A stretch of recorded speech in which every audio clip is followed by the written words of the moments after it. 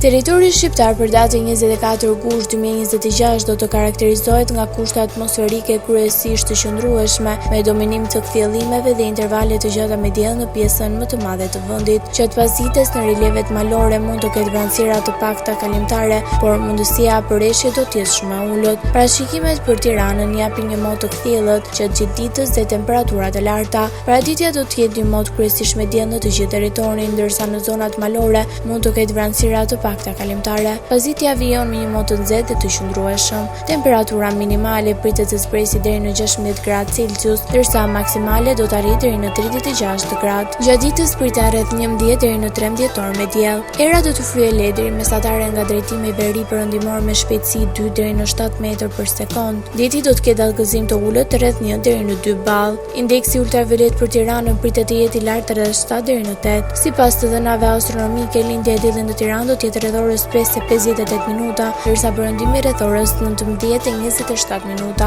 Temperaturat minimale dhe maksimale për disa qytete kryesore të Shqipërisë do të jenë si më poshtë. Shkodër 21 deri në 35 gradë Celsius. Kukës 17 deri në 33 gradë. Peshkopi 16 deri në 32 gradë.